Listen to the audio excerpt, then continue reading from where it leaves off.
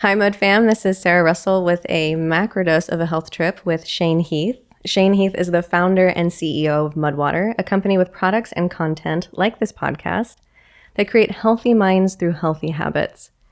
Founded in 2018 with the debut of its flagship coffee alternative, Rise Cacao, MUD WTR is now one of the fastest growing companies in the US and the leader in the coffee alternative market.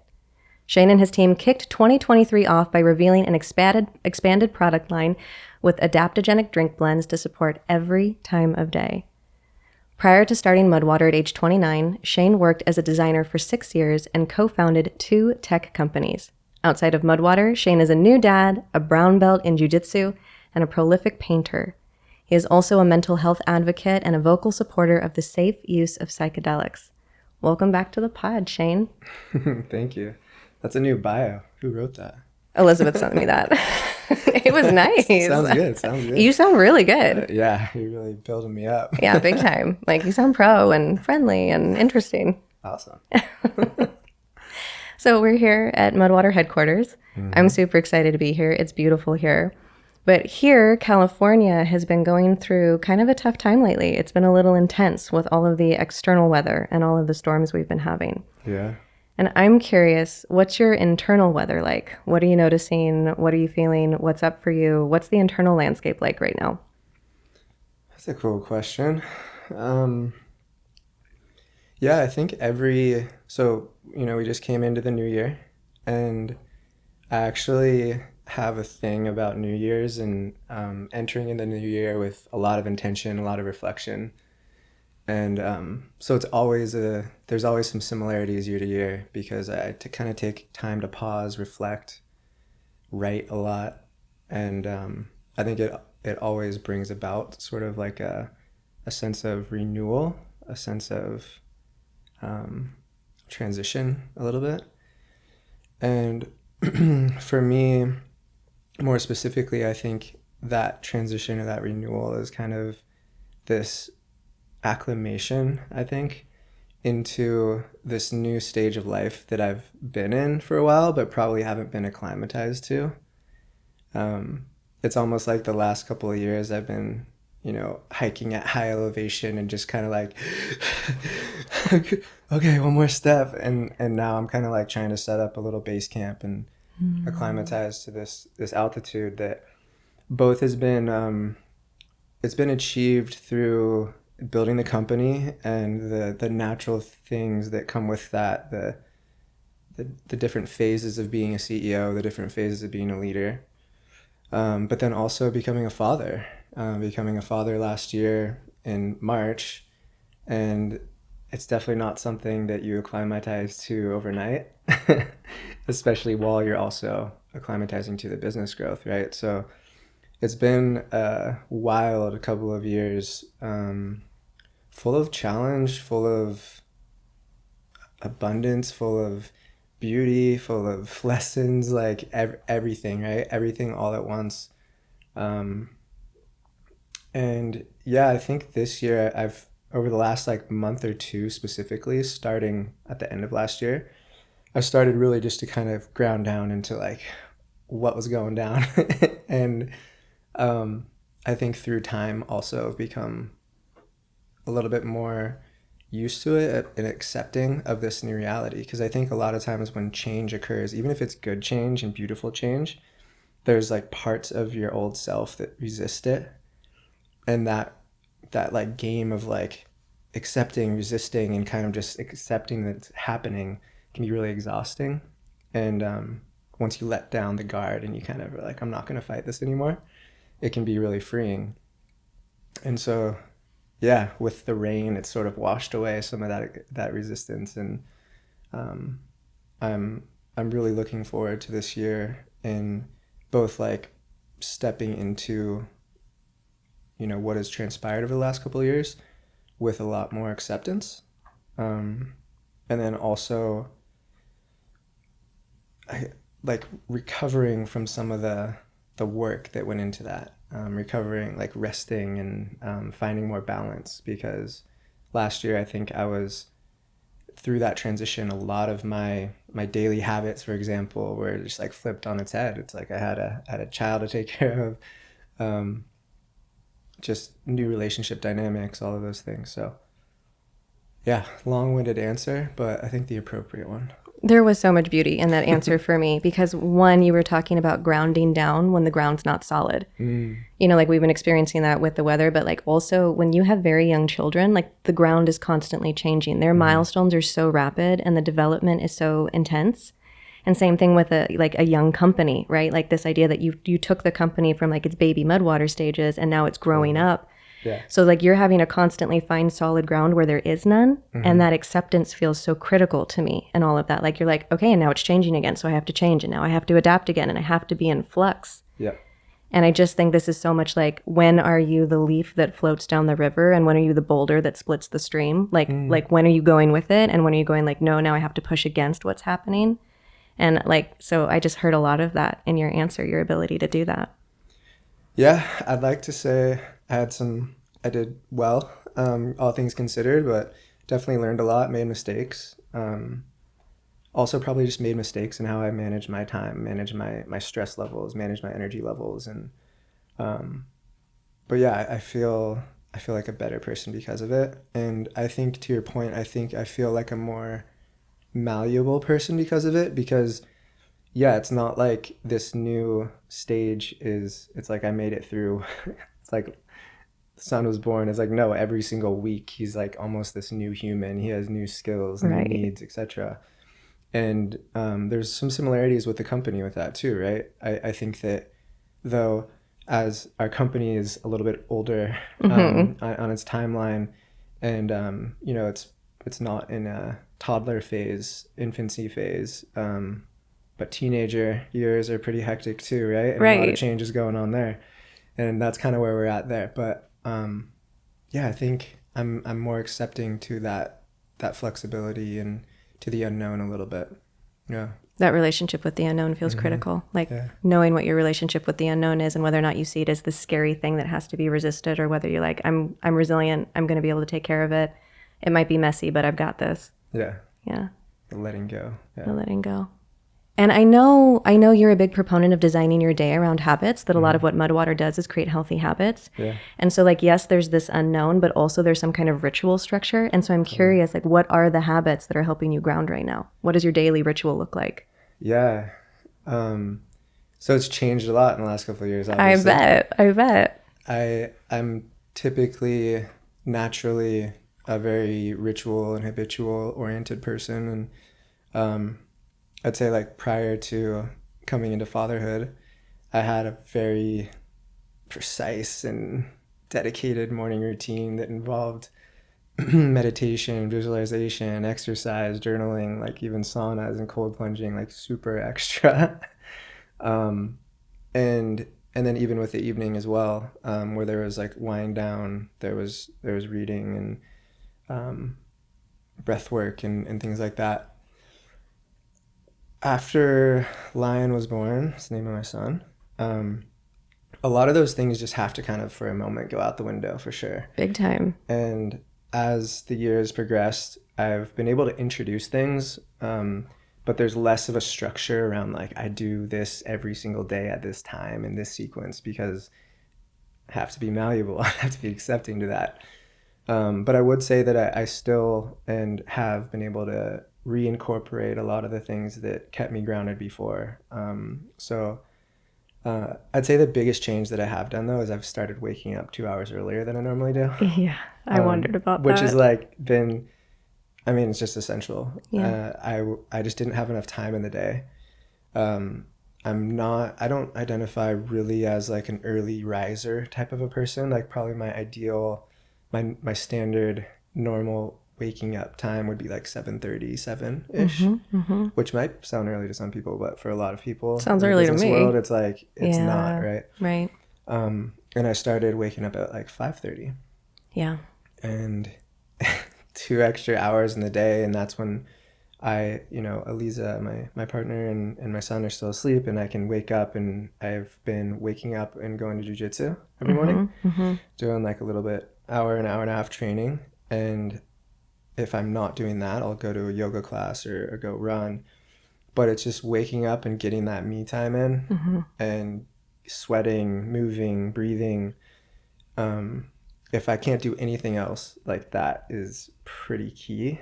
And it tends to be that lead domino psychologically. Like I'm able to handle more stress. I'm able to sort of accept, any inconveniences throughout the day, anything that I kind of have to sacrifice for whatever reason. And then on most days I do get to come home and I'll spend some time with Lion and Eliza. Sometimes Lion and I will just go for a walk, or I got like a really cool running stroller. Yeah, fun. So that's nice. Nice. We'll go on a run. And then sometimes I'll do a sauna and a cold plunge. And sometimes we bring a babysitter over and Eliza will join me. And I try to incorporate breath work, meditation throughout that. We'll do kind of hot, cold cycles. Come to work. And then at night, Eliza and I have been doing a mantra. And so we're doing the Gayatri mantra. Yeah. And we're doing 41 days of it. Amazing. Yeah, so it's been a really cool habit. I think it's more of a ritual. It's almost like our sleep ceremony. And yeah, it's been a really beautiful process. We're at day 20, I think now. Started it just before the new year. We got the mala beads and do it together out loud, which has been awesome. And then we are doing the Mudwater Book Club. Yes. Yeah, a little plug. Yes, I'm very excited about it, I have to tell you. I've already read the book once. I'm going to read it again for the book club. Same. Yeah. I read it when it first came out. But it's been cool because I've been actually reading it out loud to Eliza at night. So I'm like reading. That's a love language of mine. Stories. That's amazing. Yeah, it's awesome. And I get to work on my public speaking. Yeah. Yeah, it's two birds, one stone. And, nice. And that book's amazing. That book's really amazing. It's a life changer. Yeah, and you can read it and, you can read like half a chapter if you wanted to and get like a lot of good information to sleep on, you know what I mean? Yes. So yeah, it was a struggle for a while because I was just like, oh, what happened to my life? Like I need these things to stay sane. I need these things to manage stress. I'm going to fall apart. And probably kind of did a little bit, like 6 months ago. I was just like sort of overworked, overstressed, and just taking on a lot of new. But I've subsequently built myself back up in, I think, a much more resilient way. That's amazing. Yeah. So that idea of needing a particular kind of structure in order to keep your mental health, right? Like I am neurodivergent, which means my routine is pretty critical to how well I function. And so I can get really rigid with it. Like this is how I wake up, and then this is what I do, and this is the time that I have, and then this is how I end my day, and these are the people that I surround myself with, and it can get very clippy. And if something doesn't happen right, it can kind of... Right. Then all of a sudden, then I don't have the energy that I want, or I get foggy headed, or I get more emotional and moody. Do you find that it might be somewhat psychosomatic too? I mean, 100. Like, this didn't happen, so okay, I probably should not feel good anymore. The placebo effect with me is so strong. The nocebo. And so I learned this in college. I don't remember what professor told me this, but even with pharmaceutical companies, like they only need 5 to 10% efficacy on top of the placebo effect in order to market a drug. And so I'm like, fine, placebo, fine, I'll take it. I'll take whatever works. Yeah.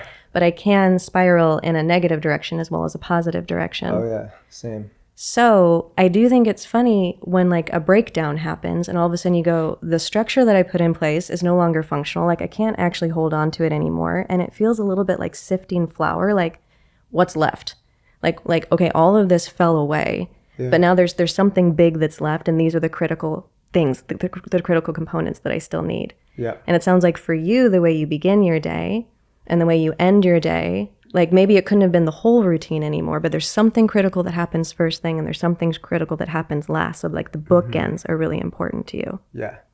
Yeah. And are those bookends to the day or the night, Right. It's also interesting, but I like that. Yeah. I think that's spot on. I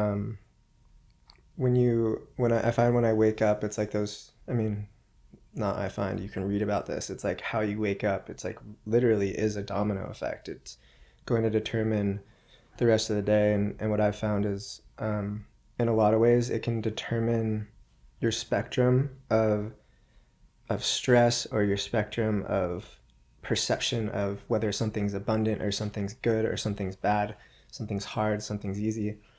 And so like doing something like a cold plunge where I'm like, I don't want to do this, or doing something like jujitsu, or like a lot of mornings, probably most mornings, I like actually wake up, I'm like, I don't really want to, like, I'm kind of cold, I'm pretty tired, and I don't really want to go and, you know, there's certain people I don't really want to like fight this person, Yeah. get potentially strangled or have to, you know, whatever.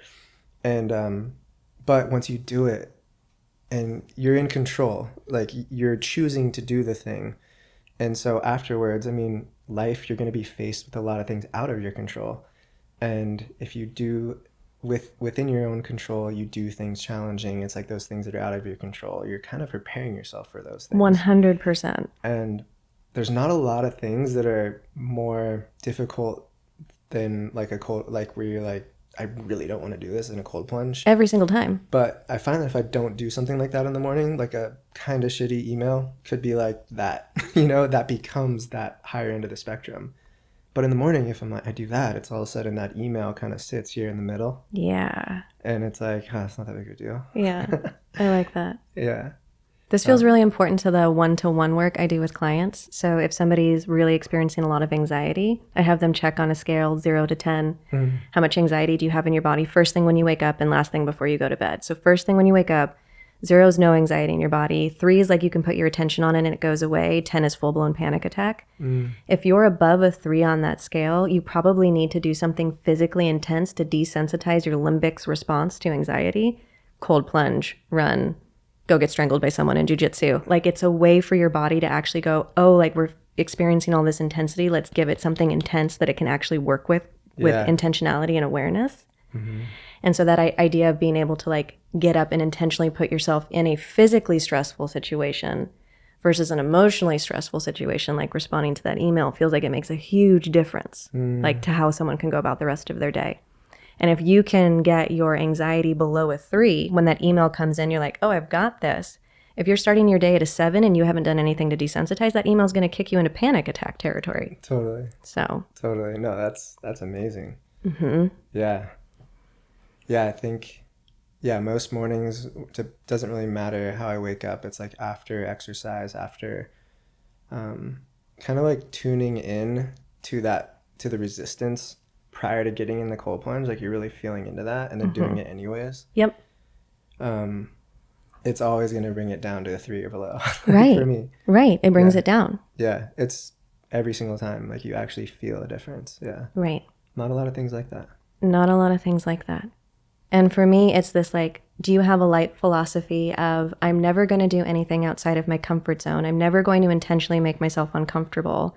Because if I make myself uncomfortable, I'm worried that I won't be able to recover from the discomfort I put myself through. That's a very like protective, like, oh, I have to like ward against danger. Versus, oh, like I'm going to be uncomfortable at some point and I want to know how to handle it. And if I want to know how to handle it, I have to build up a skill set so I know who I want to be in that moment. So like I better practice over and over again who I want to be in those tough moments. Yeah. Kind of. Like in certain ways, yeah. In certain ways, no, for sure. I think. What's different for you? What's the no? Like there's a yes there, but there was like a kind of. Well, it kind of depends. It depends on the thing. There's a variety of ways that I could feel uncomfortable, right? And some of those are physical, like getting in really cold water. Some of them are like a combination of physical and emotional, like getting on stage in front of 1,000 people and delivering a TED Talk or something like that would make me extremely uncomfortable as well, but in a completely different way. Yeah.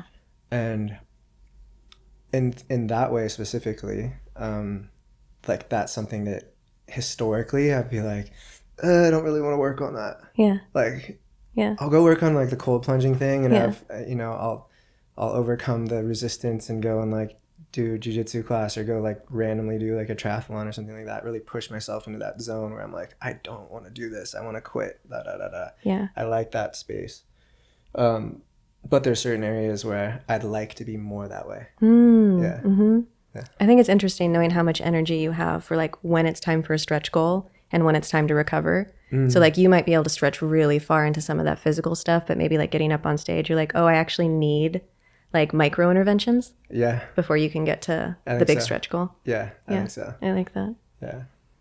So when you're deciding what your new habit's going to be, how do you make that decision? Like, how do you know when it's like, oh yeah, I want to push myself versus, oh no, like I'm going to have to circle back around to that later? Like, how do you actually make that decision? How do you prioritize what habits are going to go to the top of the list?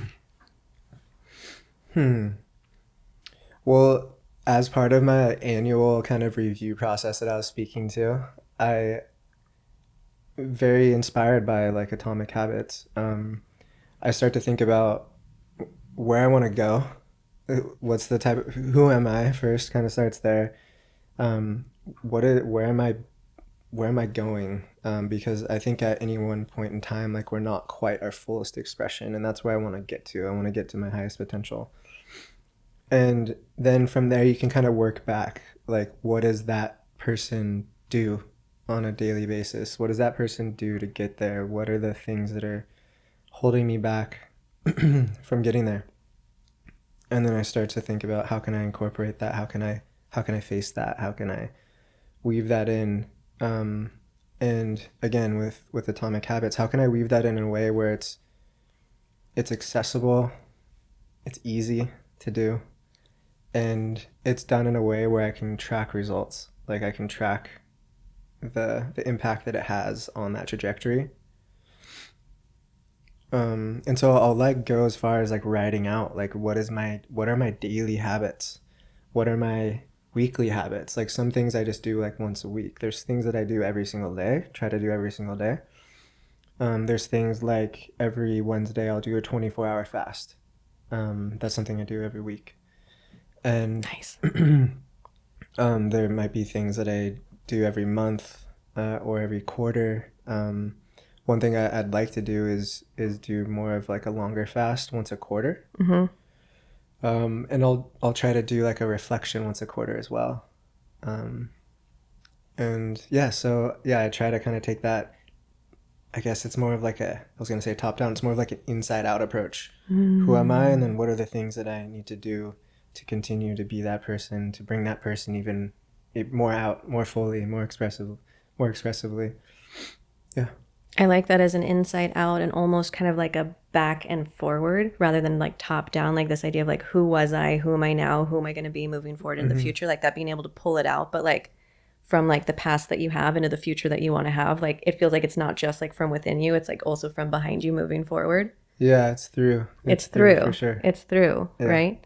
And I have a similar trick where I check in with my deathbed self where I go, okay, like I'm dying.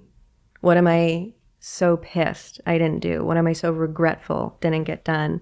And then I work my way backwards and go, okay, like what's the step today to start moving towards that me that's going to be satisfied on my deathbed in some way? Such a powerful lens. There's a book called 4,000 Weeks, which Okay. I've only read a little bit of so far, but it's like we all on average have about 4,000 weeks of life, I guess. And it's like when you start to break it down into those chunks, you're like, oh shit. It really allows you to look through that lens in a way where it's really tactile and applicable to Yeah, life. tactile And for sure. That was visceral. They make a calendar and it's just like a bunch of bubbles, 4,000 bubbles. And so most people who get the calendar already are filling out a lot of them, right? Because 20s, 30s. Right. And yeah, you can use that and look at that every day. Wow. And it's a really good lens to, should I do this or should I do this? Or should I, I'm really uncomfortable with doing that, but should I just do it anyways? And Right. yeah, it could help. So I was thinking about getting that calendar. Yeah, now I'm thinking about it too. I like that. I also did an exercise one time where they had us envision who we wanted to be in 10 years, what emotions we were feeling, what clothing we were wearing, who was around us, where were we located. And then they actually had us go 10 years in the past. Like, where were you? Who were you around? What were you dreaming for yourself 10 years ago? To like hold that vision of the future self, like with an open hand, kind of lightly. Yeah. Like, who I thought I wanted to be 10 years ago, like I completely underestimated myself. And like often I don't know if I'm dreaming big enough for like that future me. And so really being able to go like, oh yeah, like I'm going to have these dreams and I'm going to have these goals for myself. And also that mutability, that adaptability, that flexibility, like keep the river flowing rather than letting the pond stagnate. Like, I'm not going to want the same things I wanted when I was 15, when I'm 25, when I'm 35. Like, new information is going to keep coming in, and I'm going to have to keep actually adapting that dream. So it's like this idea of like having a clear goal, but all this flexibility within that so it doesn't get too rigid. Yeah, and I don't know if you're familiar with like Joe Dispenza's work, but Of course. a lot Of course. when I do, or I guess more recently when I've done like visioning work, I just think about like the feeling state I want about certain things. Like you could take finances, for example, and one path could be like, I want a big house, or I want this much money in my bank account. But really it's like, how do you want to feel about your financial freedom? Mm-hmm. How would it make you feel if you had it the way, like, don't worry about what it looks like, but worry really about the feeling state, because you don't know what it should look like in order for you to feel the way you want to feel, because ultimately you just want to feel a certain way. It doesn't matter what it looks like at the end of the day. Right. Like your version of financial freedom might be it might be irrelevant how much money is in the bank account, because you might be sailing around the world on this like yacht, eating coconuts and papayas, Yeah. and be extremely happy and feel extremely free about your financial situation. So it's just like, I try to keep it pretty open, and it's been really profound. But I do a lot of that work. I've written many 10-year visions, and I guess more like 5-year visions. I think next year I have to go dig one up. So the year after I started Mudwater, I was 30 years old, and my co-founder and I were up in Mammoth, and we wrote like, what is our 5-year vision, not just for the company but for ourselves. Yeah. And we buried it by this tree that I hope I You mean can literally find. dig it up? Oh yeah. I was thinking like emotionally unearth it. We put it in a jar, and we had like psilocybin mushrooms up there. We're like, oh, I'll put some of these in there. Just like, hopefully they didn't just like eat the paper, but yeah. But then you have to eat those mushrooms that ate the paper and like see what comes through. Totally. So yeah, I gotta go dig them up, I think next May. Oh, I love that you're literally digging them up. Yeah, it's gonna be really cool. But it has a lot of that stuff. And then another thing that I've felt as I'm doing a lot of this visioning stuff is that I'll write things down that like I don't, like, I'm like, yeah, I really want to feel that way. But like part of me is like, oh, I don't think you're ever gonna, like, I don't think that's gonna happen. I don't think that you could feel that way. You're definitely not there. Like a lot of this punching down kind of stuff, which is like, makes a lot of sense. You're basically putting out a future that is not the present, meaning that like that pattern, that frequency, that vibration is not now. And part of your body is looking for sameness. It's looking for things that it understands, things that it feels safe within, even the things that are kind of shitty. Totally. And one thing I've done to try to get through that is I'll read that piece of paper, or read like the certain lines that really don't quite land yet with me. Like I'm like, I want this, but I can't feel it. Like I'll read it to myself, looking at myself in the mirror. But like and it's wild. Like the first time you read it, you're really hating, or at least me. I'm like, really like, you're definitely not gonna knock that. Like it's like a lot. It's the worst sides of myself coming after me. And then sit there and you kind of like invite that whatever that is to the table, and you're like, you have a place here. Like I want to hear you out. And then you just keep like repeating it, and you're like, yeah, but no, I'm going. Like I'm gonna do this. I'm gonna do it. And you just keep going, keep repeating it, until all of a sudden you feel it, and you're like, oh, I feel the frequency. Like it's no longer just words. It's no longer just words on a page or words coming out of my mouth. It's like I literally feel it in my body. Truth is now that.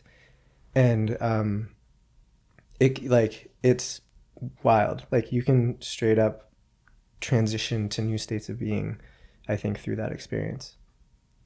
You have such an embodied practice of changing your mind. Yeah. That's amazing. I love that idea of bringing flowers to your fears. Because in my tradition, like the training that I've had, we believe that those parts of yourselves that are saying you're not good enough, you're not ever going to feel that way, that those are actually these bright, shiny, resilient parts of ourselves that got put on guard duty because they're so resourced that they did a really good job of keeping us safe at some point, and now they're hyper vigilant. And rather than going, you don't belong here, you're not welcome here, I need to dissolve you, you go, oh, like, you're doing this job, but this isn't actually your highest purpose. And if I just sit with you, can we figure what your highest purpose is? When did we meet again? Right. Okay. I get it. Right. Yeah, and often it can be funny sometimes when you actually like make the connection. You're like, holy shit, that's actually hilarious. And then it kind of like the surface tension breaks. Yeah. Yeah. Absolutely. Oh, I love that you have such an embodied practice around changing your mind in that way. It's important. One of the things I really appreciate about Joe Dispenza's work is it stays away from being spiritually bypassy, because week one of breaking the habit of being yourself is actually not going to like the dream of what you want, but really turning towards those fears where you go, I'm embarrassed, I am ashamed, I have doubt, I have agitation. And you like name it as a way to like bring awareness to it. And then he has you throw it up to source, the ancestors, whatever it is. It's like, clearly I don't know what to do with this energy. It's making me miserable. So like, I'm going to give it up so the cosmos can do whatever it's going to do with it. And that somehow makes space for then the dream to come through. But you actually have to turn towards and go, oh, like, I'm not sure yet. Yeah. Like I have doubt, I have fear, I have agitation. Acknowledging it's there. You have to acknowledge it first. I see you. And then like you really like have this like fake it till you make it practice, which I'm a huge fan of. Like some people are like, oh, I'm like, no, you gotta like, you fake it, and then eventually you start to believe it a little bit more, and then eventually it's embodied. And your practice is so beautiful around that. Yeah, I mean, you see this with professional athletes all the time too. It's like they visualize the state that they're trying to get into. Like they visualize the last shot, they visualize the fight, they visualize all of these things like as though they were there. And as Joe Dispenza talks about, it's like your mind doesn't really know the difference. Like it's going through the experience just the same. And I think it's not easy, like the visualization thing. I think it's like a muscle. Like probably some people are naturally really good at it, just like anything. But it's something that I think takes practice. I think that the more you do it, the better you can get at it, and you can drop in and really like not only like imagine these certain states or these future occasions, you can get into the feeling states, and you can start to like associate that vision state with feelings in your body. Absolutely. And that's where it becomes super powerful. And that's like a lot of his meditations. It's like feel it. Yeah. And I feel like so many times people are bouncing away from their feelings or suppressing their feelings. I shouldn't feel this. I don't want to feel this. But as soon as you can go, what am I actually feeling? What do I want to be feeling? That's when profound change can happen. Absolutely. Yes. Okay. So ritual, habits, meditation, future us, deathbed us. Let's say you go, okay, like I want to change my habits. And now I have the new habit. Okay, I'm kind of practicing the new habit. How do you make that habit stick? How do you not drop out of change? Like what's your practice for staying consistent with it? What's your accountability to yourself? What kind of accountability do you need from other people? Like how do you stick with it? Probably because I really want that change that it's going to bring about. Yeah. Like if there's not a strong why, then it's definitely going to fall away when it meets any sort of adversity. And that goes with everything. But yeah, with habits, it's the same thing. It's like, why are you doing this thing? I need a strong why. Yeah. Yeah. But also all of the tactics that I think James Clear speaks about, it's like, is it something that's easy? Is it something that the results show themselves and kind of the result of doing the thing is noticeably better than not doing the thing? And that just makes it really easy to continue to do it because you're like, I see the benefit. Absolutely. And then also it's like there's going to be circumstances, even if you have the best intentions, the best discipline, all those things, there's going to be some times where you don't do the thing. And then thank you. You could be like, oh, okay, well, might as well just like never do the thing now because like I broke the streak or whatever. And like, that's definitely not important. James Clear has that never miss twice. Right. Like you can miss it once, but don't miss it 2 In a times in a row. row. Yeah. Yeah. So when I'm feeling like cheating, I just miss every other day and go, well, I'm still making progress. Yeah. Yeah. Yeah. I mean, I think discipline's a really important thing. And I think I really value the concept of like how you do anything is how you do everything. And so it makes the little habit like actually bigger than it is. Meaning that like, yeah, maybe I don't want to do this thing. Definitely don't have to do it. But if I think about like, cool, like where else am I compromising my commitments, and could that eventually erode into my commitments to my son or the company or my friends or my family? And so, yeah, that dedication I think really does help when you're like, you have a strong why, and then you're kind of dedicating everything you do to this higher meaning. Can definitely help. It can also add some pressure, and the thing is, it's a double-edged sword because it could also add like shame when you don't do it, Yeah. or like it can really unravel and spiral. Yeah. But I think the benefits worth it, especially if you choose healthy habits. I think for me, it was really helpful when I found my organizing principles. For instance, like the guiding principles for my life. So for me, that's self-love and teaching people the skills necessary for post-collective liberation.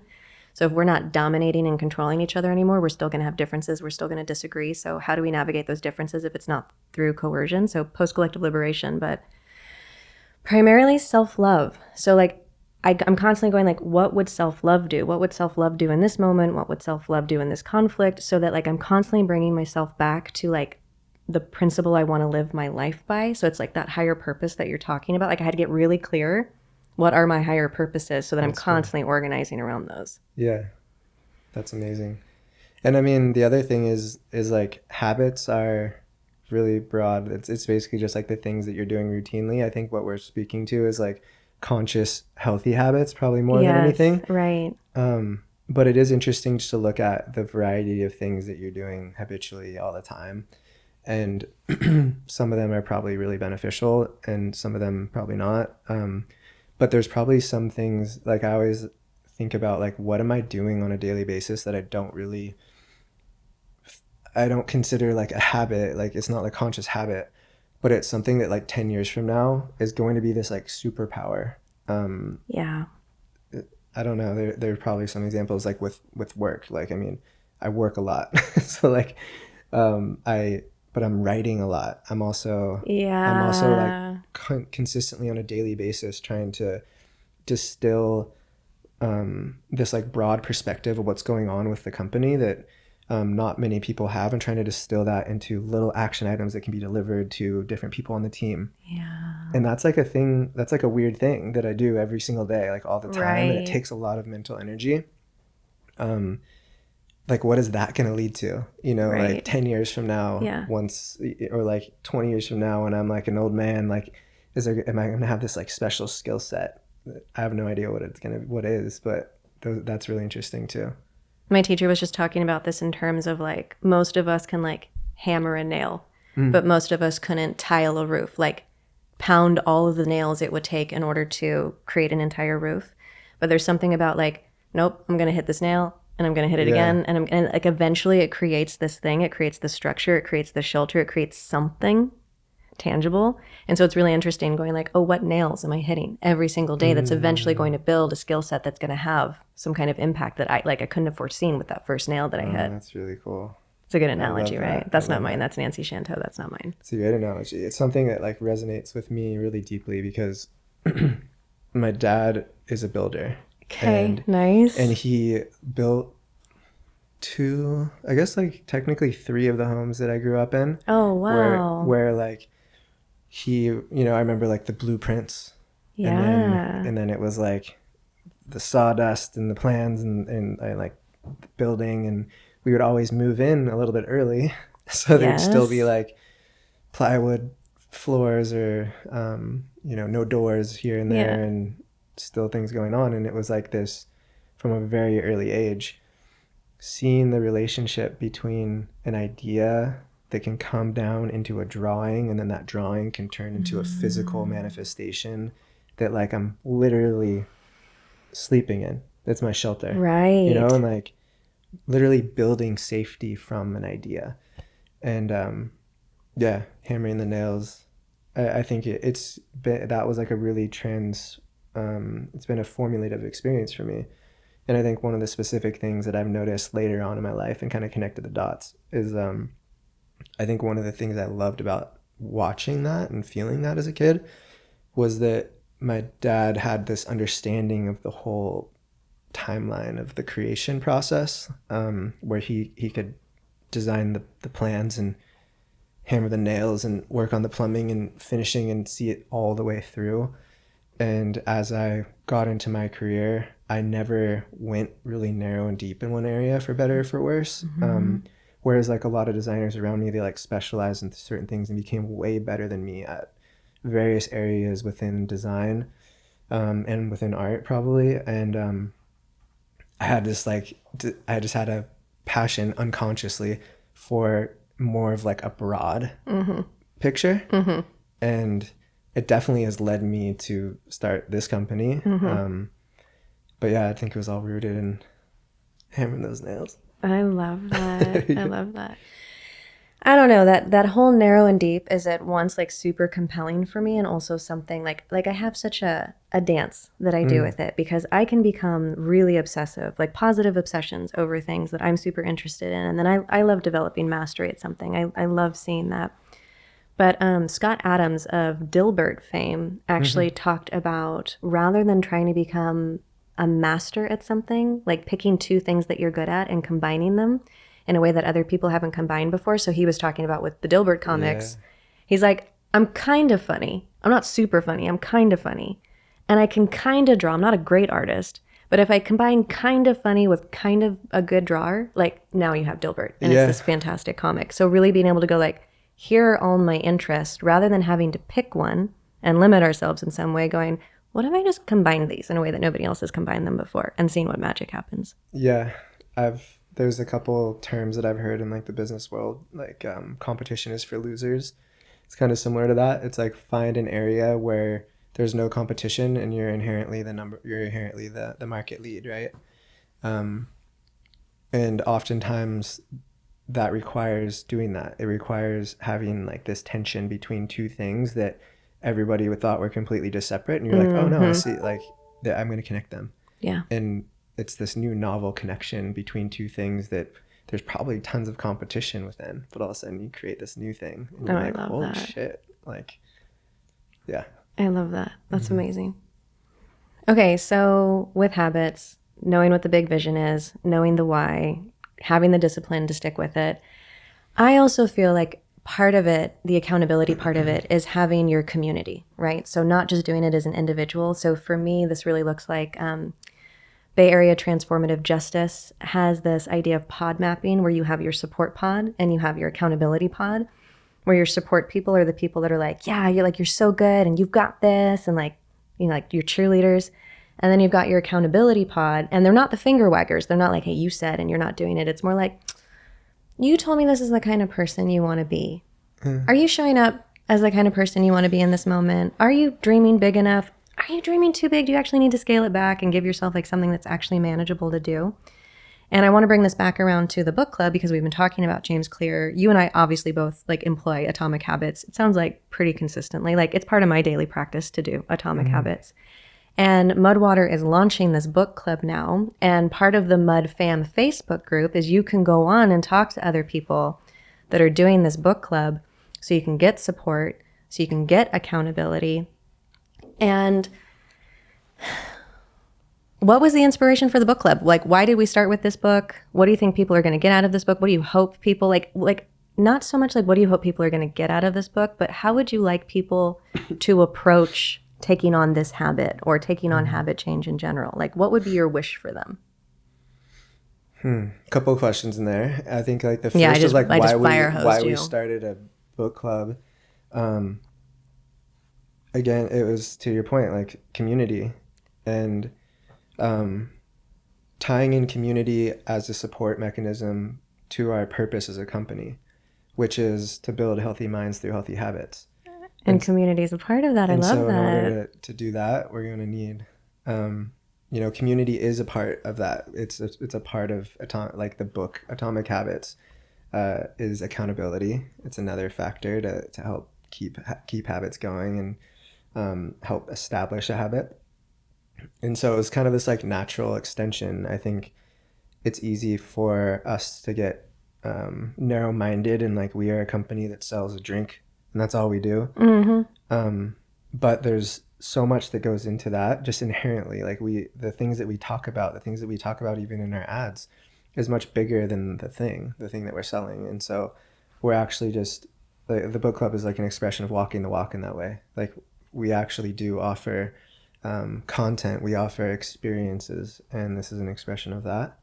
So yeah, bringing people together and activating our community that they reach out to us on like a one-to-one basis, and they're excited and they have amazing things to say, and they want to interact with us more, but they also want to interact with other people that are similar minded. And so we wanted to connect them. We want to connect with them, but we also want to connect them. And we felt like the habit of reading alone, regardless of the book, is an amazing one to connect people over.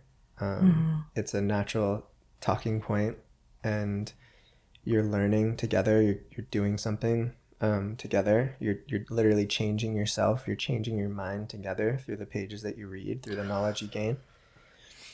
And we have an amazing community lead, and Britt, and we have so Lucy, glad to have her. She's amazing. Yeah, so it was just like it was the time. It was the time to do it.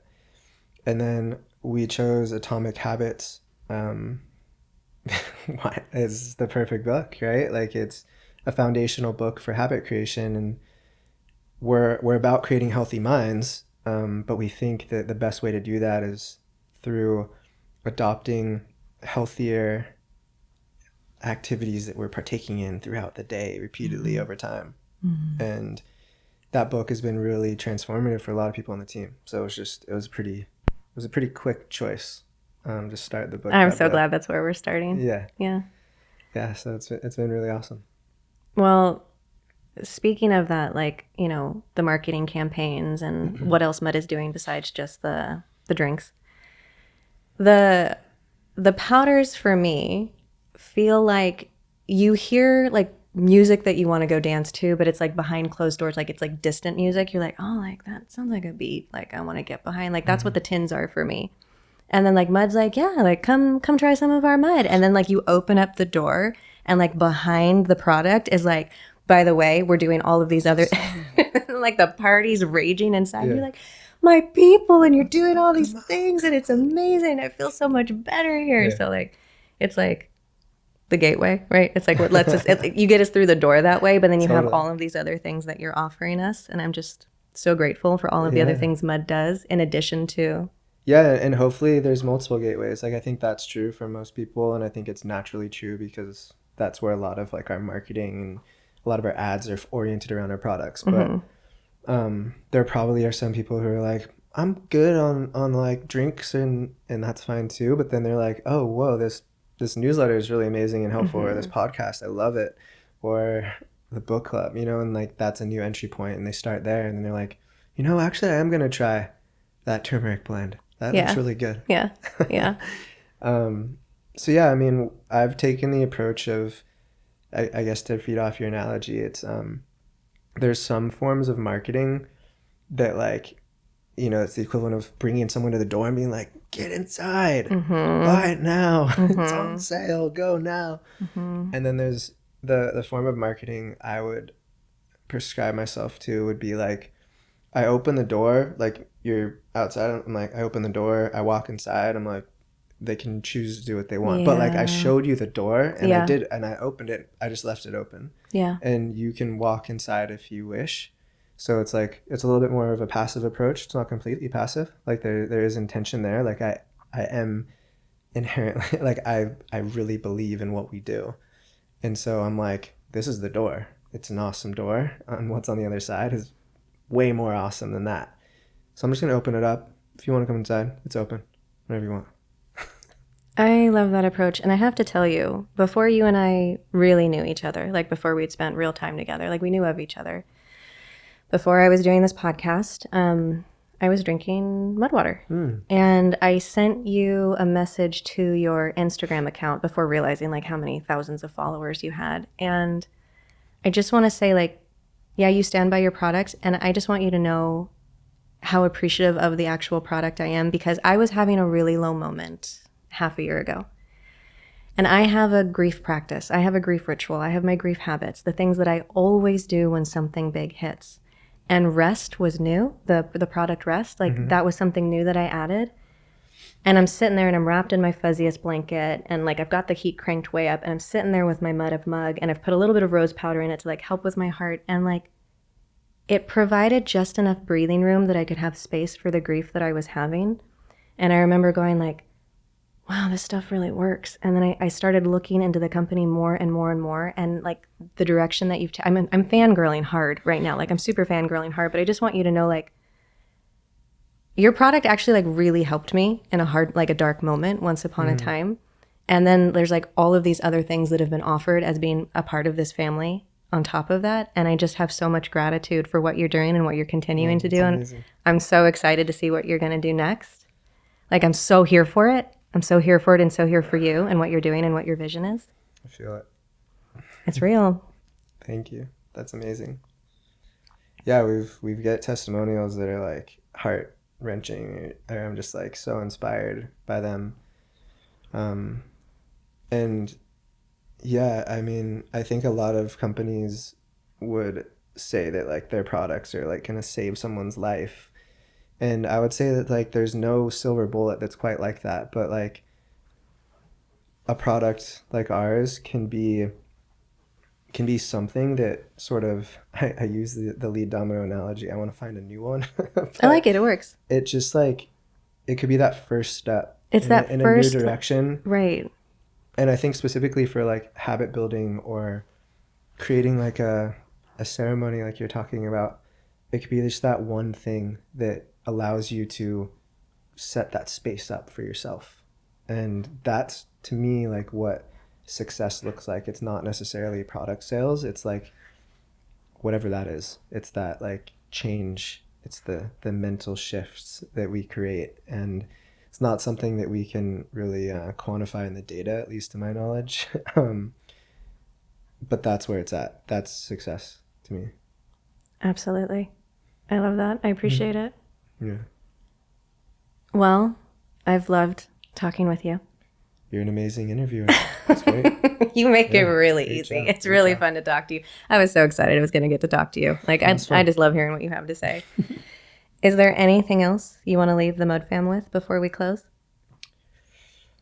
I don't know. I'm excited. I think we're going to start doing more of these at somewhat of a regular cadence. And yeah, I'm excited to chat more, with our community in that way.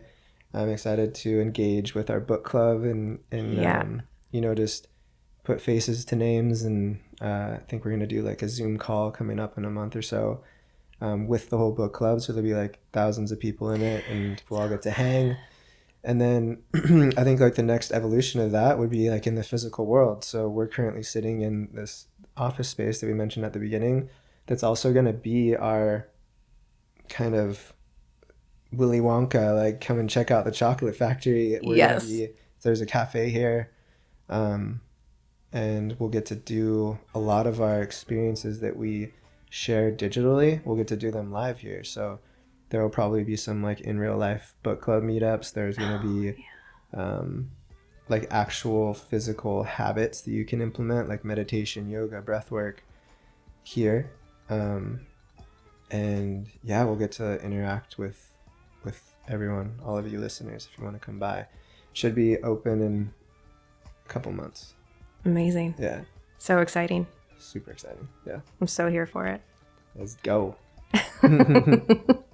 Well, Shane, thank you so much. I can't wait till we do this again. I'm really looking forward, and thank you so much for your time. Thank you so much. That was fun. That was fun.